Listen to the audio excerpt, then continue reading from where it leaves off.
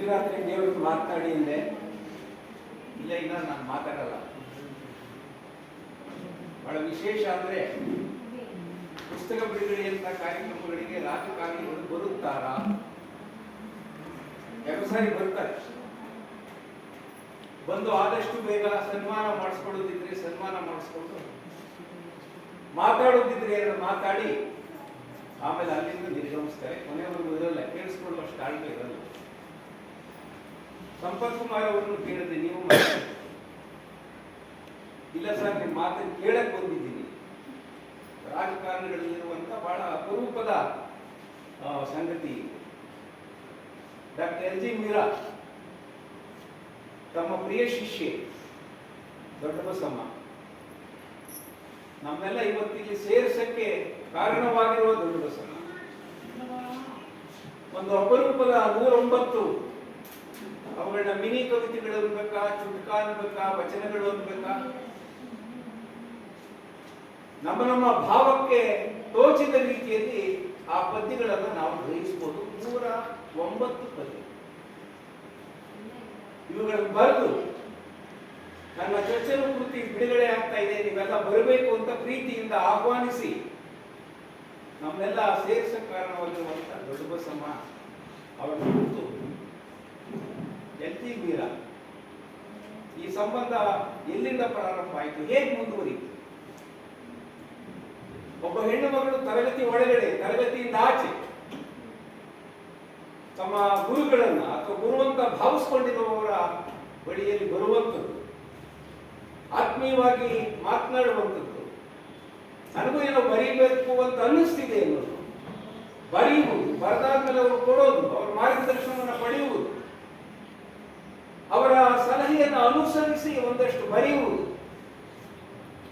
ಬರೆಯುತ್ತಾ ಬರೆಯುತ್ತಾ ನಾನು ಯಾಕೆ ಬರೀತಾ ಇದ್ದೀನಿ ಅಂತ ಪ್ರಶ್ನೆ ಹಾಕೊಳ್ಳುವುದು, ಆ ಪ್ರಶ್ನೆಗೆ ಸಮರ್ಪಕವಾಗಿರುವಂತಹ ಉತ್ತರವನ್ನ ಕಂಡುಕೊಳ್ಳುವುದು, ಆತ್ಮವಿಶ್ವಾಸದಿಂದ ಬರೆಯುವಂಥದ್ದು. ಇದು ಒಬ್ಬ ಕವಿಗೆ ನಿಜವಾಗಿಯೂ ಇರಬೇಕಾದಂತ ಲಕ್ಷಣ. ಯಾಕೆ ಈ ಮಾತನ್ನು ಹೇಳ್ತಿದ್ದೀನಿ ಅಂತಂದ್ರೆ, 3 ದಿವಸಗಳ ಮುಂಚೆ ಇವತ್ತು ಬಿಡುಗಡೆಯಾದಂತಹ ಪುಸ್ತಕವನ್ನ ನನಗೆ ತಲುಪಿಸಿ ಹೋಗಿದೆ. ನಾನು ಬಿಡುವಿನ ಸಮಯದಲ್ಲಿ ಅದನ್ನ ಕುತೂಹಲದಿಂದ ತಿರುವಾಕ್ದಾಗ ಚೊಚ್ಚಲು ಕವಿಯಾಗಿ ಇನ್ನು 3 ದಿವಸದಲ್ಲಿ ಪುಸ್ತಕವನ್ನು ಬಿಡುಗಡೆ ಮಾಡ್ತಾ ಇರುವಂತಹ ದೊಡ್ಡ ಬಸಮ್ಮ ಕವಿಯಾಗುವುದಕ್ಕೆ ಎಲ್ಲಿಂದ ಪ್ರೇರಣೆ ಬಂತು, ಎಲ್ಲಿಂದ ಸ್ಫೂರ್ತಿ ಬಂತು, ಯಾಕೆ ನನ್ನ ಮೊದಲ ರಚನೆ ಕವಿತೆಯೇ ಆಗಿರಬೇಕು ಅಂತ ಭಾವಿಸ್ತಾರೆ? ಈ ತರನಾಗಿರುವಂತ ಪ್ರಶ್ನೆಗಳು ಪ್ರತಿಯೊಂದು ಕವಿತಾ ಸಂಕಲನ ಬಿಡುಗಡೆ ಆಗುವಂತಹ ಸಂದರ್ಭದಲ್ಲಿ ನಮ್ಮಂತವರಿಗೆ ಹುಟ್ಟುತ್ತಾನೆ ಇದೆ. ಹಾಗೆ ಹುಟ್ಟುವಂತಹ ಸಂದರ್ಭದಲ್ಲಿ ಅದಕ್ಕೆ ಉತ್ತರವನ್ನ ಕಂಡುಕೊಳ್ಳುವ ಪ್ರಯತ್ನವನ್ನು ನಾವು ಮಾಡ್ತಿರ್ತೀವಿ. ಅನೇಕ ಸಾರಿ ಅದಕ್ಕೆ ಉತ್ತರಗಳೇ ಸಿಗುವುದಿಲ್ಲ. ಯಾಕೆಂದ್ರೆ ಇವತ್ತು ಕವಿತೆಯ ರಚನೆ ಎನ್ನುವಂಥದ್ದು ಬಹುಮಟ್ಟಿಗೆ ಒಂದು ಅನುಕರಣೆಯಾಗಿ ಬರ್ತಾ ಇದೆ. ಇವತ್ತು ಸಾಮಾಜಿಕ ಜಾಲತಾಣಗಳಲ್ಲಿ ಫೇಸ್ಬುಕ್ ಆಗಿರ್ಬೋದು, ವಾಟ್ಸಪ್ ಆಗಿರ್ಬೋದು, ಇವುಗಳಲ್ಲೆಲ್ಲ ಬೇರೆಯವರು ಬರಿತಾ ಇರುವಂತ ಕವಿತೆಗಳನ್ನ ನೋಡಿ ನಾನು ಹೀಗೆ ಬರಿಬಹುದಲ್ಲ ಅಂತ ಆಕರ್ಷಣೆಗೊಳಗಾಗಿ, ಮೋಹಕ್ಕೊಳಗಾಗಿ ಅವರು 4-5 ಸಾಲುಗಳನ್ನು ಬರೆಯುವಂಥದ್ದು, ಬರೆದಾದ ಮೇಲೆ ಅಲ್ಲಿರುವಂತ ಗೆಳೆಯರು ಗೆಳತಿಯರು ಇದು ಅಮೋಘವಾಗಿದೆ, ಬಹಳ ಸುಂದರವಾಗಿದೆ, ಬಹಳ ಚೆನ್ನಾಗಿದೆ ಅಂತ ಸಾಲುಗಳು ವಾಕ್ಯಗಳಲ್ಲಿ ಅಥವಾ ಎಮೋಜಿಗಳ ಮೂಲಕ ಅದು ಅನೇಕ ಸಾರಿ ಆ ಭಾವನೆಗಳು ಸಹಜವಾಗಿರುವುದಿಲ್ಲ ಮತ್ತು ನಿಜವಾಗಿರುವುದಿಲ್ಲ. ಬರೀತಾ ಇರುವಂತ ಒಬ್ಬ ಹೆಣ್ಣು ಮಗಳನ್ನ ಪ್ರೋತ್ಸಾಹಿಸುವ ಅಥವಾ ಬೇರೆ ತರನಾಗಿರುವಂತಹ ಒಂದು ಆಲೋಚನೆಯನ್ನ ಮಾಡಿ ಅವುಗಳಿಗೆ ಮೆಚ್ಚುಗೆ ಸೂಚಿಸುವಂತ ಪ್ರಕ್ರಿಯೆಯಲ್ಲಿ ಇವತ್ತು ಸಾಮಾಜಿಕ ಜಾಲತಾಣಗಳಲ್ಲಿ ಕವಿತೆಯ ತುಣುಕುಗಳನ್ನ, ಕವಿತೆಯನ್ನ ಬರೆಯಬಿಡುವ, ಅನೇಕರ ಮೆಚ್ಚುಗೆಯನ್ನು ಸೂಚಿಸುವ, ಆ ಮೆಚ್ಚುಗೆಯನ್ನು ಸೂಚಿಸಿದ್ದಾದ ಮೇಲೆ ಇವರು ಬರಿತಾ ಬರಿತಾ ಬರಿತಾ ಬರಿತಾ ಹೋಗುವ ಈ ತರನಾಗಿರುವಂತ ಒಂದು ವಿದ್ಯಮಾನ ನಮ್ಮ ಎದುರುಗಡೆ ಇದೆ. ಬಹಳಷ್ಟು ಮೆಚ್ಚುಗೆಗೆ ಪಾತ್ರವಾಗಿರುವ 100,000 ಸಂಖ್ಯೆಯಲ್ಲಿ ಮೆಚ್ಚುಗೆಗೆ ಪಾತ್ರವಾಗಿರುವಂತ ಒಂದು ಕವಿತೆ. ಅದರ ಗುಣಮಟ್ಟ ಏನು, ಅದರ ವಸ್ತು ಏನು, ವರ್ತಮಾನಕ್ಕೆ ಅದೇನು ಸ್ಪಂದಿಸ್ತಾ ಇದೆ, ಅದು ಕೊಡ್ತಾ ಇರುವಂತ ಒಂದು ಸಂದೇಶ ಏನು? ಆ ಕವಿತೆಯ ಮೂಲಕ ತನ್ನ ತೊಡಲಾಟವನ್ನ, ತನ್ನ ಬೇಸರವನ್ನ, ತನ್ನ ಏಕಾಂತದ ಸಂದರ್ಭಗಳನ್ನ, ತನ್ನ ಖುಷಿಯನ್ನ ತಕ್ಕನಾಗಿರುವಂತ ಶಬ್ದಗಳಲ್ಲಿ ಪರಿಣಾಮಕಾರಿಯಾಗಿ ಇಳ್ಕೊಡುವ ಕೆಲಸವನ್ನ ಅದು ಮಾಡ್ತಾ ಇದೆಯಾ ಅಂದ್ರೆ ಬಹುಮಟ್ಟಿಗೆ ಇಲ್ಲ. ಹೀಗೆ ಫೇಸ್ಬುಕ್ ಕಾರ್ಖಾನೆಯಲ್ಲಿ, ವಾಟ್ಸಪ್ ಕಾರ್ಖಾನೆಯಲ್ಲಿ, ಸಾಮಾಜಿಕ ಜಾಲತಾಣಗಳ ಕಾರ್ಖಾನೆಯಲ್ಲಿ ತಯಾರಾದಂಥವರು ನಾನು ಒಂದು 100 ಕವಿತೆಗಳನ್ನ ಸಾಮಾಜಿಕ ಜಾಲತಾಣದಲ್ಲಿ ಹಾಕಿದ್ದೀನಿ, 100 ಜನ 1000 ಜನ ಮೆಚ್ಚಿಕೊಂಡಿದ್ದಾರೆ ಅಂತ ಅದನ್ನ ಒಂದು ಕವನ ಸಂಕಲನ ರೂಪದಲ್ಲಿ ಕೂಡ ಪ್ರಕಟಿಸಿ ಮಾರುಕಟ್ಟೆಗೆ ತಂದು ಎಸಿದ್ದಾರೆ. ಇಂಥದ್ದರ ನಡುವೆ ಕಾವ್ಯ ಕೃಷಿ ಎನ್ನುವಂಥದ್ದು ನಮ್ಮ ತೆವಲುಗಳನ್ನ, ನಮ್ಮ ಚಪಲಗಳನ್ನ, ನಮ್ಮ ತೀಟೆಗಳನ್ನ ತೀರಿಸ್ಕೊಳ್ಳೋದಕ್ಕೋಸ್ಕರ ಇರುವಂಥದ್ದಲ್ಲ. ಬಹಳ ಗಂಭೀರವಾಗಿ ಕಾವ್ಯ ಕೃಷಿಯನ್ನ ಮಾಡಿರುವ ಒಂದು ಪರಂಪರೆ ಕನ್ನಡದಲ್ಲಿದೆ. ಅಂತ ಮಹನೀಯರು ಬರೆದಿರುವಂತಹ ಕವಿತೆಗಳನ್ನ ಕವಿಯಾಗಿಯೇ ಕೀರ್ತಿ ಶಿಖರಕ್ಕೆ ಏರಿ ನಿಂತಿರುವ, ಕವಿಯಾಗಿಯೇ ಅತ್ಯುತ್ಕೃಷ್ಟವಾಗಿರುವಂತಹ ಪ್ರಶಸ್ತಿಗಳನ್ನ ಪಡೆದಿರುವ, ಸಾರ್ವಕಾಲಿಕವಾಗಿ ಎಲ್ಲಿ ಬೇಕಾದರೂ ಸಲ್ಲಬಹುದಾದಂತಹ ಒಂದು ಅರ್ಹತೆಯನ್ನು ಹೊಂದಿರುವಂತಹ ಕವಿತೆಗಳನ್ನ ನಾವು ಓದ್ಕೊಳ್ಳದೆ ಇದ್ರೆ, ಧ್ಯಾನಿಸ್ತಾ ಇದ್ದರೆ ಇದು ಬಹಳ ಮುಖ್ಯ ಕವಿತೆ. ಯಾಕೆ ಮೀರಾ ಅವರು ಕೆಲವು ಕವಿತೆಗಳನ್ನ ನಮಗೆ ರುಚಿ ತೋರಿಸಿದ್ರು, ಓದಿದ್ರು ಅವರು ಸ್ವತಃ. ಇವು ನಿಜವಾದ ಅರ್ಥದಲ್ಲಿ ಕವಿತೆಗಳಾಗಿವೆ, ಕವಿತೆಗಳಾಗುವುದಕ್ಕೆ ಪ್ರಯತ್ನ ಮಾಡಿ. 109 ಪದ್ಯಗಳನ್ನ ಓದ್ತಾ ಸಂದರ್ಭದಲ್ಲಿ ಅನಿಸಿದ್ದೇನು ಅಂತಂದ್ರೆ, ಕೆಲವು ಬಹಳ ಒಳ್ಳೆಯ ಕವಿತೆಗಳಿವೆ, ನಿಜವಾದ ಅರ್ಥದಲ್ಲಿ ಒಳ್ಳೆಯ ಕವಿತೆಗಳಿವೆ. ಕವಿತೆಯಾಗುವುದಕ್ಕೆ ಏನೇನು ಇರಬೇಕು ಅಂತ ನಾವು ಬಯಸ್ತೀವೋ ವಿಮರ್ಶಕರು, ಅದೆಲ್ಲವೂ ಕೂಡ ಇದೆ. ಇದರಾಚೆಗೆ ಒಳ್ಳೆಯ ಕವಿತೆಗಳಾಗುವ ಪ್ರಯತ್ನದಲ್ಲಿ ಚಲಿಸಿರುವ, ಅದರ ಬಗ್ಗೆ ಒಂದು ವಿಶ್ವಾಸ ಇಟ್ಟುಕೊಂಡು ಮುನ್ನಡೆದಿರುವಂತಹ ಪ್ರಯತ್ನಗಳು ಕೂಡ ಕಾಣುತ್ತವೆ. ಎಲ್ಲೂ ಕೆಟ್ಟ ಕವಿತೆಗಳಿಲ್ಲ. ಇದು ಚೊಚ್ಚಲು ಕವಿತೆಗಳ ಸಂಕಲನವನ್ನು ಕುರಿತು ವಿಮರ್ಶಾತ್ಮಕವಾಗಿ ಮಾತನಾಡಬೇಕು ಅಂತ ಬಯಸಿದಾಗೂ ನನಗೆ ಹೊಳೆಯುವಂತಹ ಸಂಗತಿ. ಒಳ್ಳೆಯ ಪದ್ಯಗಳು ಹಲವಿವೆ, ಈ ನುಡಿದಿರುವಂತಹ ಒಳ್ಳೆಯ ಕವಿತೆಗಳಾಗುವಂತ ದಿಕ್ಕಿನಲ್ಲಿ ಸಾಗಿವೆ. ಇದು ಈ ಸಂಕಲನ ಬಿಡುಗಡೆ ಮಾಡ್ತಾ ಇರುವಂತಹ ದೊಡ್ಡ ಬಸವನ ಸಾಧನೆ ಅಂತ ನಾನು ಒಂದು 10 ದಿವಸಗಳ ಹಿಂದೆ ದೇವರಾಜ್ ಫೋನ್ ಮಾಡಿದ್ರು. ದೊಡ್ಡ ಬಸವ ಜೊತೆಲಿದ್ದು ಶನಿವಾರ ಒಂದು ಪುಸ್ತಕ ಬಿಡುಗಡೆ, ಒಂದು ಕವನ ಸಂಕಲನ ಬಿಡುಗಡೆ, ದೊಡ್ಡ ಬಸವ ಅಂತ ನಿಮ್ಮ BMC ಪ್ರತಿಷ್ಠಾನದ ಹಳಗನ್ನಡ ತರಗತಿ ವಿದ್ಯಾರ್ಥಿ, ಅವರ 1ನೇ ಸಂಕಲನ ಬಿಡುಗಡೆಗೆ ನೀವು ಇರಬೇಕು, ಕನ್ನಡ ಸಾಹಿತ್ಯ ಪರಿಷತ್ನಲ್ಲಿ ಇದನ್ನ ಗೊತ್ತು ಮಾಡಬೇಕು. ಇವತ್ತಲ್ಲಿ ಹೋಗ್ತಾ ಇದ್ದರು. ದೇವರಾಜ್ ನನ್ನ ಹಳೆಯ ಸ್ನೇಹಿತರು.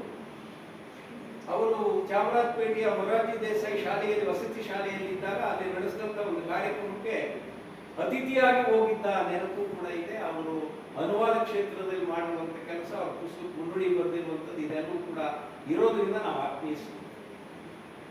ದೊಡ್ಡ ಬಸಮ್ಮ ಇಲ್ಲಿ ಹಳಗನ್ನಡ ತರಗತಿ ವಿದ್ಯಾರ್ಥಿನಿಯಾಗಿದ್ದು ನನಗೆ ನೇರ ಪರಿಚಯ ಇರಲಿಲ್ಲ.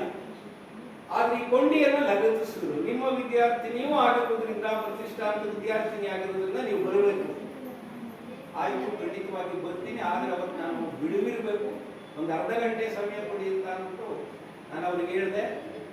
BMC ಪ್ರತಿಷ್ಠಾನದಲ್ಲಿ ಅವತ್ತೇನಾದರೂ ನಮಗೆ ಅವಕಾಶ ಸಿಗುವುದಾದರೆ, ಸಭಾಂಗಣ ಖಾಲಿ ಇರುವುದಾದರೆ, ನಾನು ಹೇಳಿದೆ ಅವತ್ತು ಸಂಜೆ ನಮ್ಮದೇ ಕಾರ್ಯಕ್ರಮ ಇದೆ, ನಾನು ನೆನಪಿದ್ದು. ಇವತ್ತು ಸಂಜೆ BMC ಪ್ರತಿಷ್ಠಾನದ ಕಾರ್ಯಕ್ರಮ ಇದೇ ವೇದಿಕೆಯಲ್ಲಿ ಇದೆ, ಒಂದು ಶಾಸ್ತ್ರೀಯ ಸಂಗೀತ ಕಾರ್ಯಕ್ರಮ. ಸಂಜೆ ಇರಲ್ಲ, ಬೆಳಗ್ಗೆ ಆದರೆ ಖಾಲಿ ಇರ್ಬೋದು, ನೀವು ನೋಡಿ. ಅವರು ಆ ಕ್ಷಣದಲ್ಲಿ ಇಲ್ಲಿಗೆ ಕರೆ ಮಾಡಿದ್ರು. ಬೆಳಗ್ಗೆ ಈ ಸಭಾಂಗಣ ಖಾಲಿ ಇದೆ ಅಂತ ಗೊತ್ತಾಯಿತು, ಅದನ್ನು ಗೊತ್ತುಪಡಿಸಿದ್ರು. ಆಮೇಲೆ ನಾನು ಕೂಡ ಬರ್ತೀನಿ ಅಂತ ಒಪ್ಕೊಂಡು. ಇದನ್ನೆಲ್ಲ ಯಾಕೆ ಹೇಳ್ತಿದ್ದೀನಿ ಅಂತಂದ್ರೆ, ಅನೇಕ ಸಾರಿ ಈ ತೆರನಾಗಿರುವಂಥ ಕಾರ್ಯಕ್ರಮಗಳು 12ನೇ ಶತಮಾನದ ವಚನಕಾರರಿಗೆ ಗುರುವಾಗಿದ್ದಂಥ ಅಲ್ಲಮಗಳು ಹೇಳಿರುವಂತ ಜನಪ್ರಿಯವಾಗಿರುವಂತ ವಚನ ಇದೆಯಲ್ಲ, ಎತ್ತನಿಂದೆತ್ತಣ ಸಂಬಂಧವಯ್ಯ ಅಂತ. ಎತ್ತಣ ಮಾಮರ ಎತ್ತಣ ಹೂವಿನ ಎತ್ತನಿಂದೆತ್ತಣ ಸಂಬಂಧವೇ. ಬೆಟ್ಟದ ನೆಲ್ಲಿಕಾಯಿ, ಸಮುದ್ರದ ಉಪ್ಪು, ಎತ್ತನಿಂದೆತ್ತಣ ಸಂಬಂಧ. ಎಲ್ಲೋ ಇರುವ ಕೂಗಿ, ಎಲ್ಲೋ ಚಿಗುರುವ ಮಾಮ. ವಸಂತ ಕಾಲ ಬಂದಾಗ ಅಂತ ಡಾಕ್ಟರ್ ರಾಜ್ಕುಮಾರ್ ಹಾಡ್ತಾರಲ್ಲ, ವಸಂತ ಕಾಲ ಬಂದಾಗ ಪ್ರಕೃತಿ ಹೇಗೆ ಹಸಿರಿನಿಂದ ಕಂಗೊಳಿಸ್ತದೆ, ನಳನಳಿಸ್ತದೆ.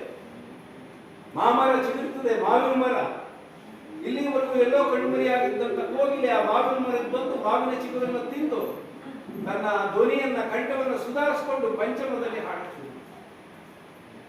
ಅಂದ್ರೆ ಬೇಸಿಗೆ ಬರುವುದಕ್ಕೂ ಮಾವಿನ ಮರ ಅಂದ್ರೆ ವಸಂತ ಋತು ಮಾವಿನ ಮರ ಚಿಗುರೋದಕ್ಕೂ ಕೋಗಿಲೆಯಲ್ಲಿ ಬರೋದಕ್ಕೂ ಆ ಚಿಗುರನ್ನು ತಿನ್ನುವುದಕ್ಕೂ ಅದರ ಕಂಠವನ್ನು ಶುದ್ಧಿಗೆ ಮಾಡಿಕೊಂಡು ಹಾಡೋದಕ್ಕೂ ಇರುವಂತಹ ಒಂದು ಸಂಬಂಧ. ಎಲ್ಲಿಗೆ ಬೇಸಿಗೆ ನೆಲ್ಲಿಕಾಯಿ ಬೆಳೆಯೋದು ಬೆಟ್ಟದ ಮೇಲಿರುವಂತ ನೆಲ್ಲಿಕಾಯಿ ತೆಗೆದುಕೊಂಡು ಬಂದು ಸಮುದ್ರದಲ್ಲಿರುವಂತ ಉಪ್ಪನ್ನು ತೆಗೆದುಕೊಂಡು ಅದನ್ನು ಉಪ್ಪಿನಕಾಯಿ ಹಾಕ್ತೀವಲ್ಲ, ಪ್ರತ್ಯೇಕವಾಗಿರುವಂತ ರುಚಿಗಳು ಬೇರೆ ನೆಲ್ಲಿಕಾಯಿಗೆ ಮತ್ತು ಉಪ್ಪಿಗೆ.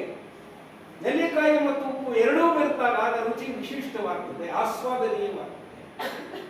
ಆ ತೆರನಾಗಿರುವಂತ ಒಂದು ಸಂಬಂಧದ ಬೇಸಿಗೆ ಎಲ್ಲಿಯ ರಾಯಚೂರು, ಎಲ್ಲಿಯ ದೇವದುರ್ಗ, ಎಲ್ಲಿ ಕುಗ್ರಾಮ, ಎಲ್ಲಿ ದೊಡ್ಡ ಬಸಮ, ದೊಡ್ಡ ಬಡತನದ ಕೂಲಿಕಾರರ ಕುಟುಂಬದಲ್ಲಿ ಹುಟ್ಟಿದ್ದು, ಎದೆಗೆ ಬಿದ್ದ ಅಕ್ಷರ ಮತ್ತು ಭೂಮಿಗೆ ಬಿದ್ದ ಬೀಜ ಎಂದೂ ವ್ಯರ್ಥವಾಗುವುದಿಲ್ಲ ಅಂತ ನಮ್ಮ ಕಥೆಗಾರರು ದೇವರು ಮಹಾದೇವ ಹೇಳ್ತಾರೆ.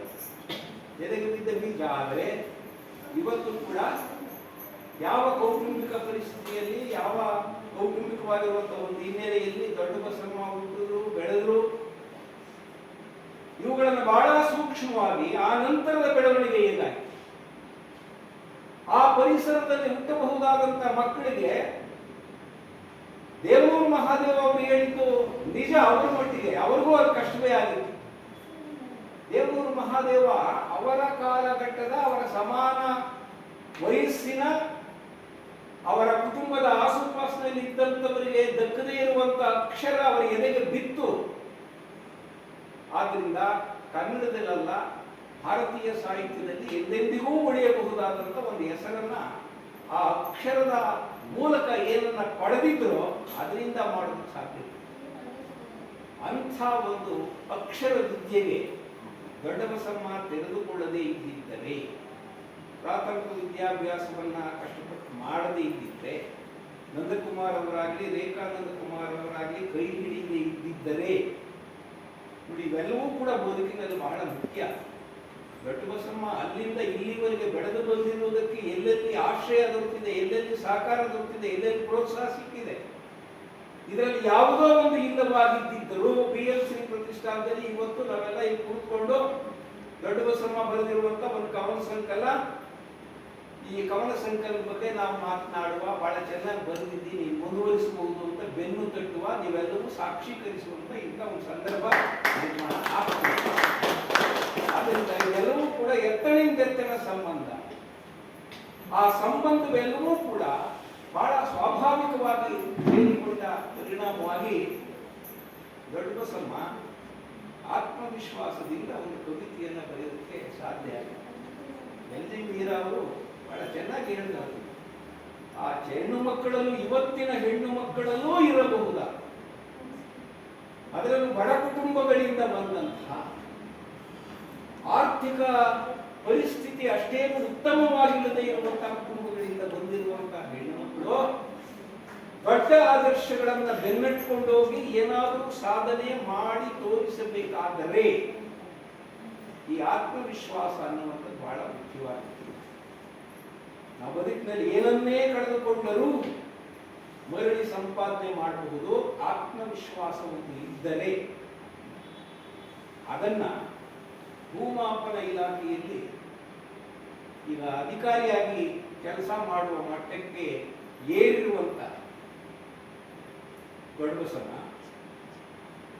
ಒಂದು ಸಿಂಹಾವಲೋಕನವನ್ನು ಇಲ್ಲಿ ಸಿಂಹಾವಲೋಕನ ಅಂದ್ರೆ ಏನು? ಕಾಡಿನ ರಾಜನಾಗಿರುವಂತಹ ಸಿಂಹ ಬಹಳ ಗಂಭೀರವಾಗಿ ನೂರಾರು ಮೀಟರ್ಗಳ ಕಾಲ ಮುಂದಕ್ಕೆ ನಡೆದು ತಾನು ಅಲ್ಲಿ ಒಂದು ಕ್ಷಣ ನಿಂತ್ಕೊಂಡು ತಾನು ಬಂದ ದಾರಿಯ ಕಡೆಗೆ ಒಂದ್ಸಾರಿ ಹೊರಳು ನೋಡ್ತಿದ್ದೆ. ನನ್ನ ಕಣ್ಣಿಗೆ ಬೀಳದೆ ಇರುವಂತದ್ದು ಏನಾದರೂ ಅಲ್ಲಿ ಇದೆಯಾ, ನಾನು ಬಂದಿರುವಂತ ದಾರಿಯಲ್ಲಿ ಏನೂ ಇಲ್ಲ ಅಂತ ಖಾತ್ರಿಪಡಿಸ್ಕೊಂಡು ಅದು ಮುಂದಕ್ಕೆ ಹೋಗ್ತದೆ. ಹೀಗೆ ಸಿಂಹ ಗಂಭೀರವಾಗಿ ಹಿಂದಕ್ಕೆ ತಿರುಗಿ ನೋಡುವುದು ಸಿಂಹಾವಲೋಕನ ಅಂತ ಕರೆಸ್ತಾರೆ. ಅಂತ ಸಿಂಹಾವಲೋಕನವನ್ನ ದೊಡ್ಡ ಬಸಮ್ಮ ಮಾಡಿರುವುದರ ಪರಿಣಾಮ ನಾನು ಅಲ್ಲಿಂದ ಇಲ್ಲಿಯವರೆಗೆ ಬಂದು ಮುಟ್ಟುವುದಕ್ಕೆ ಯಾರ್ಯಾರು ಕಾರಣರಾದರು, ಏನೇನು ಕಾರಣ ಆಯಿತು, ಏನೇನು ಸಂಭವಿಸಿತು. ಗದ್ದೆ ರೂಪದಲ್ಲಿ ಇದನ್ನೆಲ್ಲ ನೀರಾಗಿ, ನೀರು ಮಜ್ಜಿಗೆಯಾಗಿ ನಾವು ಹರಿಸೋದಕ್ಕೆ ಸಾಧ್ಯ ಇತ್ತು. ಆದರೆ ಇದು ಪದ್ಯಕ್ಕೆ ಅದರದ್ದೇ ಆದಂಥ ಒಂದು ವಿಶಿಷ್ಟತೆ ಇರುತ್ತದೆ. ನೀನು ಹೇಳಬೇಕಾದದ್ದು ಅದರಲ್ಲಿ ಬಹಳಷ್ಟು ಇರಲ್ಲ, ಆದರೆ ಹೇಳುವುದಕ್ಕೆ ನೀನು ಬಳಸಬಹುದಾದಂಥ ಶಬ್ದಗಳಿದೆಯಲ್ಲ, ಆ ವಾಕ್ಯ ಸಂಯೋಜನೆ ಇದೆಯಲ್ಲ, ಪದ ಸಂಯೋಜನೆ ಇದೆಯಲ್ಲ, ಅದರ ಮೂಲಕ ಹೇಳದೇ ಬಿಟ್ಟಿರುವಂಥದ್ದು ಕೂಡ ಓದ್ತಾ ಇರುವಂಥವ್ರಿಗೆ ಮುಟ್ಟಬೇಕು. ಅದೇ ನಿಜವಾಗಿ ಕಾವ್ಯದ ಕೆಲಸ. ಕಾವ್ಯಕ್ಕಿಂತ ಸೂಕ್ಷ್ಮತೆ ಇರುತ್ತದೆ ಮತ್ತು ಸಂವೇದನಾಶೀಲತೆ ಇರುತ್ತದೆ. ಅದನ್ನ ದೊಡ್ಡ ಬಸಮ್ಮ ಚೆನ್ನಾಗಿ ಅನುಸರಿಸಿಕೊಂಡಿರೋದ್ರಿಂದಲೇ ತಾನು ಈ ಮಟ್ಟಕ್ಕೆ ಬೆಳೆಯುವುದಕ್ಕೆ ಕಾರಣವಾದದ್ದು ಏನೇನು, ಆ ನೆಲೆಯಲ್ಲಿ ಛಲವನ್ನ ಬಿಡದೆ ಮುನ್ನಡೆಯಬೇಕಾಯಿತು. ನನ್ನ ಅಸಹಾಯಕತೆಯ ಸನ್ನಿವೇಶಗಳು ಯಾವುದು, ಆ ಸನ್ನಿವೇಶಗಳನ್ನು ನಾನು ಹೇಗೆ ಮೆಟ್ಟಿ ನಿಂತಿದ್ದೀನಿ, ಹಾಗೆ ಮೆಟ್ಟಿ ನಿಲ್ಲುವುದಕ್ಕೆ ಒಂದಷ್ಟು ಹಸ್ತವನ್ನ ಕೊಟ್ಟು ನನ್ನನ್ನು ಮೇಲೆತ್ತಿದವರು ಯಾರು. ಬಹಳ ವಿಶೇಷವಾಗಿ ಗುರುಗಳನ್ನು ಅವರು ನೆನಪಿಸ್ಕೊಳ್ತಾರೆ. ಗುರುದೇವ ಅನ್ನುವಂಥದ್ದನ್ನು ಒಂದು ಅಂಕಿತದ ರೂಪದಲ್ಲಿ ಅವರು ಬಿಡ್ತಾರೆ. ಗುರುದೇವ ಅಂದ್ರೆ ಗುರುವಿನ ಬಳಿಯಲ್ಲಿ ನಾನೆಲ್ಲವನ್ನೂ ಕೂಡ ತೆರೆದು ಅಂತ ನಮ್ಮ ಹೇ ಗುರು ಅಂತ ಕುವೆಂಪು ಅವರು ಕೂಡ ಇದನ್ನ ನೆನಪು ಮಾಡಿಕೊಡ್ತಾರೆ. ಗುರುವೇ, ನಿನ್ನ ಬಳಿಯಲ್ಲಿ ನಾನು ಹೇಳಬಾರದೇ ಇರುವಂಥದ್ದು ಏನೂ ಇಲ್ಲ. ನನ್ನ ಆತಂಕವನ್ನ, ನನ್ನ ನಿಟ್ಟುಸನ್ನು, ನನ್ನ ಬೇಗುದಿಯನ್ನ ಇವೆಲ್ಲವನ್ನೂ ಕೂಡ ನೀನು ಎದುರುಗಡೆ ತೆರೆದಿರ್ತೀನಿ, ನನಗೆ ದಾರಿ ತೋರಿಸು ಅಂತ ಪ್ರಾರ್ಥನೆ ಮಾಡಿಕೊಳ್ಳುವ ರೀತಿಯಲ್ಲಿ, ನಿವೇದನೆ ಮಾಡಿಕೊಳ್ಳುವ ರೀತಿಯಲ್ಲಿ ದೊಡ್ಡಬಸವಣ್ಣವರು ಗುರುದೇವ ಅಂತ ಅಂಕಿತ ಇಟ್ಕೊಂಡು ಅದನ್ನ ಬಳಸ್ತಾರೆ. ಆ ಎಲ್ಲ ಪದ್ಯಗಳು ಕೂಡ ಗುರುವಿಗೆ ಅರ್ಪಣೆ ಮಾಡಿದ್ದಾರೆ. ಗುರುಗಳು ನನಗೆ ಮಾರ್ಗದರ್ಶಕರಾಗಿ ಬಂದಿದ್ದರಿಂದ, ನಾನೇನು ಮಾಡಬೇಕು ಅನ್ನೋದನ್ನು ತಿಳ್ಕೊಂಡು ಒತ್ತಾಸೆಯಾಗಿ ನಿಂತಿದ್ದರಿಂದ ನಾನು ಇದನ್ನೆಲ್ಲ ಮಾಡೋದು ಸಾಧ್ಯ. ದೊಡ್ಡ ಬಸಮ್ಮ ಕಠೋರ ವಾಸ್ತವವನ್ನು ಎದುರಿಸಿ ಈಗ ಒಬ್ಬ ಅಧಿಕಾರಿಯಾಗಿ ನನ್ನ ಕಾಲ ಮೇಲೆ ನಾನು ನಿಂತಿದ್ದೇನೆ. ಹೆಣ್ಣು ಮಕ್ಕಳಿಗೆ ಇವತ್ತಿನ ದಿನಗಳಲ್ಲಿ ಆತ್ಮಾಭಿಮಾನದಿಂದ, ಆತ್ಮಗೌರವದಿಂದ ತಲೆ ಎತ್ತಿ ಮುನ್ನಡೆಯುವುದಕ್ಕೆ, ಅದು ಕೌಟುಂಬಿಕ ವಾತಾವರಣದ ಒಳಗಡೆನೂ ಆಗಿರ್ಬೋದು, ಸಾಮಾಜಿಕ ಸನ್ನಿವೇಶಗಳಲ್ಲೂ ಆಗಿರ್ಬೋದು, ಈ ಆರ್ಥಿಕವಾಗಿರುವಂತ ಭದ್ರತೆ ಬಹಳ ಮುಖ್ಯವಾದದ್ದು. ತನ್ನ ಕಾಲ ಮೇಲೆ ನಾನು ನಿಂತಿದ್ದೇನೆ, ಯಾರ ಹಂಗಿಗೂ ಒಳಗಾಗಬೇಕಾಗಿಲ್ಲ, ಯಾರ ಮುಲಾಜಿಗೂ ಒಳಗಾಗಬೇಕಾಗಿಲ್ಲ ಅನ್ನುವಂಥ ಒಂದು ಧೈರ್ಯ ಯಾವಾಗ ಬರ್ತದೆ ಅಂತಂದ್ರೆ, ಆರ್ಥಿಕವಾಗಿರುವಂತ ಒಂದು ಭದ್ರತೆ ಬಂದಾಗ. ನೀವು ಕವನ ಸಂಕಲನ ಮಾಡಿಸೋದಕ್ಕೂ ಇನ್ನೊಬ್ಬರ ಹತ್ರ ಕೈ ಚಾಚಬೇಕು ಅಂದ್ರೆ ದೈನ್ಯವಾಗಿ ಆರಡಿ ಶರೀರವನ್ನ ಮೂರ್ಗೇಳು ಮಾಡ್ಕೊಂಡು ನಿಂತ್ಕೋಬೇಕು ಅಂತ ಅಂದ್ರೆ, ಮತ್ತೆ ಮತ್ತೆ ಅವಮಾನವನ್ನ ನಾವು ಎದುರುಗೊಳ್ಳಬೇಕು ಅಂತ ಅಂದ್ರೆ ಈ ಯಾವ ಸಾಧನೆಗಳನ್ನು ಮಾಡಕ್ಕೆ ಸಾಧ್ಯ ಆಗಲ್ಲ. ಹಾಗೆ ಈಗ ದೊಡ್ಡ ಬಸಮ್ಮ ಸ್ವತಂತ್ರರಾಗಿ ತನ್ನ ಕಾಲ ಮೇಲೆ ತಾನು ನಿಂತ್ಕೊಂಡು ಯಾರ ಮುರಾಜಿಗೆ ಒಳಗಾಗಬೇಕಾಗಿಲ್ಲ ಅಂತ ಅನ್ನಿಸ್ದಾಗಲೂ ನಾನಿಲ್ಲಿ ಬರೋ ಕಾರಣರಾದಂಥವ್ರು ಯಾರ್ಯಾರು ಅನ್ನೋದನ್ನ ಅವಳ ಏಕಾಂತದ ಸಮಯದಲ್ಲಿ, ಬಿಡುವಿನ ಸಮಯದಲ್ಲಿ ಆ ಕೃತಜ್ಞತೆಯನ್ನ ತೋರಿಸುವಂಥದ್ದು ಇದೆಯಲ್ಲ, ಇದು ಬಹಳ ದೊಡ್ಡ ಗುಣ ಅಂತ ನಾನು. ಆದ್ದರಿಂದ ಗುರುಗಳನ್ನ ನೆನೆಯುವುದು, ಕಾಲ ಕಾಲಕ್ಕೆ ಎಡಹುಟ್ಟಿದ್ದಾಗ, ಮುಗ್ಗರಿಸುತ್ತಿದ್ದಾಗ, ಕತ್ತಲಲ್ಲಿ ತೊಳಲಾಡುತ್ತಿದ್ದಾಗ ಅವಳ ಬದುಕಿನಲ್ಲಿ ದೊಂದಿಯಾಗಿ ಬಂದವರು, ಪಂಜಾಗಿ ಬಂದವರು, ದೀಪವಾಗಿ ಬಂದವರು, ಕೈ ಹಿಡಿದು ಮುಂದಕ್ಕೆ ನಡೆಸಿದಂಥವು, ಇವೆಲ್ಲನೂ ಕೂಡ ಸ್ಮರಿಸಿದರು. ಇಂಥದ್ರ ನಡುವೆಯೇ ಪುನೀತ್ ರಾಜ್ಕುಮಾರ್ ಬಗ್ಗೆ ಇರಬಹುದಾದಂಥ ಗೌರವವನ್ನು ಕೂಡ ಒಂದು ಪದ್ಯದಲ್ಲಿ ವ್ಯಕ್ತಪಡಿಸಿರುವಂಥದ್ದು ಬಹಳ ವಿಶೇಷತೆ ಅಂತ ಅನಿಸ್ತು. ನಾಗಲಕ್ಷ್ಮಿ ಚೌಧರಿಯವರ ಬಗ್ಗೆ ಬರೋದಕ್ಕೆ ನಂದಕುಮಾರ್ ಅವರನ್ನು ನೆನಪಿಸ್ಕೊಂಡಂಗೆ, ಲಕ್ಷ್ಮಿಯವರನ್ನು ನೆನಪಿಸ್ಕೊಂಡಂಗೆ ಪುನೀತ್ ರಾಜ್ಕುಮಾರ್ ಬಗ್ಗೆಯೂ ಕೂಡ ಅಷ್ಟೇ ಪ್ರೀತಿಯನ್ನ, ಅಷ್ಟೇ ಅಭಿಮಾನವನ್ನು ಉಳಿಸ್ಕೊಂಡಿರುವಂತಹ, ಯಾಕೆಂದ್ರೆ ಸಾಂಸ್ಕೃತಿಕವಾಗಿರುವಂತಹ ಪ್ರಜ್ಞೆ ಇಲ್ಲದೆ ಇದ್ರೆ ಈ ತರನಾಗಿರುವಂತಹ ಕವಿತೆಗಳನ್ನ 10 ಬರೆದರೂ ಕೂಡ ಅದರಿಂದ ಏನು ಉಪಯೋಗವಿಲ್ಲ. ಇವತ್ತಿನ ಸಾಂಸ್ಕೃತಿಕ ಲೋಕ ಯಾವ ಕಡೆ ಸಾಗ್ತಾ ಇದೆ, ಸಾಹಿತ್ಯ ಅನ್ನುವಂಥದ್ದು ವಿಸ್ತಾರವಾಗಿರುವ ಸಂಸ್ಕೃತಿಯಲ್ಲಿ ಒಂದ್ ಕಡೆ ಏನೋ ನಿಂತ್ಕೊಳ್ತದಲ್ಲ, ಅದರ ನಡುವೆ ನಮ್ಮನ್ನ ಗುರುತಿಸಿಕೊಳ್ಳುವಂಥ ಸಂದರ್ಭದಲ್ಲಿ ಕಲಾಕ್ಷೇತ್ರದಲ್ಲಿ ನಮಗೆ ಖುಷಿಯನ್ನ ಉಂಟು ಮಾಡಿ ಕೆಲವು ಸಾರಿ ತನ್ನ ಅಭಿನಯದ ಮೂಲಕವೇ ಏನೋ ಒಂದು ಸಂದೇಶವನ್ನ ನೀಡ್ತಾ ಇರುವಂತ, ನಮ್ಗೆ ಗೊತ್ತಿಲ್ಲದಂಗೆನೆ ಆ ಅರಿವಿನ ಬೆಳಕನ್ನ ನಮ್ಮಲ್ಲಿ ಹೊತ್ಕೊಳ್ಳೋದಕ್ಕೆ ಕಾರಣವಾದಂತ ಚೇತನೆಗಳನ್ನು ಕೂಡ ನೆನಪಿಸ್ಕೊಳ್ಳುವುದು ಇದೆಯಲ್ಲ, ಇದೆಲ್ಲವೂ ಕೂಡ ಕವಿಯಾಗಿರುವಂಥವರು ಈ ಸಮಾಜಕ್ಕೆ ನಾನು ತೀರಿಸಲಾಗದೇ ಇರುವಂತ ಋಣವನ್ನ ಇದು ಯಾವುದನ್ನೂ ಕೂಡ ತೀರ್ಸಕ್ಕಾಗಲ್ಲ. ತಾಯಿಯಿಂದ ಹಿಡಿದು ಅವರಿಗೆ ನೆರವಿಗೆ ಬಂದು ಈ ಮಟ್ಟಕ್ಕೆ ಏರಿ ನಿಲ್ಲುವುದಕ್ಕೆ ಕಾರಣವಾದಂತ ಯಾರ ಋಣವನ್ನು ನಾವು ಪರಿಪೂರ್ಣವಾಗಿ ತೀರಿಸಕ್ಕೆ ಸಾಧ್ಯ ಇಲ್ಲ. ಆದರೆ ಆ ಒಂದು ಕೃತಜ್ಞತೆ ಇಟ್ಕೊಳ್ಳೋದಿದೆಯಲ್ಲ, ಆ ಗೌರವದ ಭಾವನೆ ಇಟ್ಕೊಳ್ಳೋದಿದೆಯಲ್ಲ, ಅದು ದೊಡ್ಡದು. ಅದನ್ನ ದೊಡ್ಡ ಬಸವಣ್ಣ ಇಟ್ಕೊಂಡಿದ್ದಾರೆ, ಕವಿತೆಗಳ ಮೂಲಕವೂ ಕಟ್ಟಿಕೊಟ್ಟಿದ್ದಾರೆ, ತಮ್ಮ ಮಾತಿನ ಮೂಲಕವೂ ವ್ಯಕ್ತಪಡಿಸಿದ್ದಾರೆ. ಅದಕ್ಕಾಗಿ ನಿಜವಾಗಿಯೂ ಕೂಡ ನಾನು ದೊಡ್ಡ ಬಸವಣ್ಣನನ್ನ ಅಭಿನಂದಿಸ್ತೇನೆ. ವೀರ ಬೇರೆ ಬೇರೆಯವರ ಬಗ್ಗೆ ಬರೆದಿರುವಂತ ಪದ್ಯಗಳೆಲ್ಲನೂ ಓದುವುದು, ಆದರೆ ಮೀರ ಅವರು ದೊಡ್ಡ ಬಸವನಿಗೆ ಎಷ್ಟು ಪ್ರೀತಿಯ ಗುರುಗಳು. ಆ ಪ್ರೀತಿಯಿಂದಲೇ ಎಲ್ ಜಿ ಮೀರಾ ಅವ್ರ ಬಗ್ಗೆ ಕೂಡ ಒಂದು ಪದ್ಯವನ್ನ ದೊಡ್ಡ ಬಸವ ಬರೆದಿದ್ದಾರೆ. ಅವ್ರ ಪದ್ಯವನ್ನ ಅವರೇ ಓದ್ಕೋಬಾರದು ಅನ್ನೋ ಕಾರಣಕ್ಕೆ ಅವ್ರು ಓದಲಿಲ್ಲ. ಹಂಗಾಗಿ ಅದನ್ನ ಸಭೆಯ ಎದುರುಗಡೆ ನಾನು ಮಂಡಿಸಿ ನನ್ನ ಮಾತುಗಳನ್ನ ಅಲ್ಲಿ ಮುಕ್ತಾಯ ಮಾಡ್ತೀನಿ. ಇದು 106ನೇ ಪದ್ಯ. ಡಾಕ್ಟರ್ ಎಲ್ ಜಿ ಮೀರಾ ಇಳಿಸಿದರು ನನ್ನ ಎದೆಯೊಳಗಿನ ಭಾರ, ಅಂದು ನಾ ಕಂಡೆ ಅವರಲ್ಲಿ ತಾಯಿಯ ಮಮಕಾರ, ಅಂದಿಗೂ ಇಂದಿಗೂ ಕಾಣಲಿಲ್ಲ ಅವರಲ್ಲಿ ಒಂದಿಷ್ಟು ಅಹಂಕಾರ, ಅವರೊಳಗಿನ ಸಂಸ್ಕಾರ ಅನುಸರಿಸೋಣ ಬಾರ, ಅವರಾಡುವಂತಹ ಮಾತು ಅದೆಷ್ಟು ಸುಂದರ, ನನ್ನ ಗೆಲುವಿನ ಬಾಳಿಗೆ ನೇತಾರ, ಅವರೆಂದಿಗೂ ಎಂದೆಂದಿಗೂ ನನ್ನ ಮನದೊಳಗೆ ನಿರಾಕಾರದ ನಿರ್ಜರ, ನಾ ಅವರನ್ನು ನೋಡಿದ ನಂತರ ನಾ ಆಗಲು ಬಯಸಿದೆ ನಿರ್ವಿಕಾರ, ನಾ ಅವರನ್ನು ಕುರಿತು ಬರೆದು ಬಣ್ಣಿಸಲು ನನ್ನ ಬೆರಳಿಗೆ ಸಿಗಲಿಲ್ಲ ಅರ್ಥವಾದ ಅಕ್ಷರ. ನಮಸ್ಕಾರ.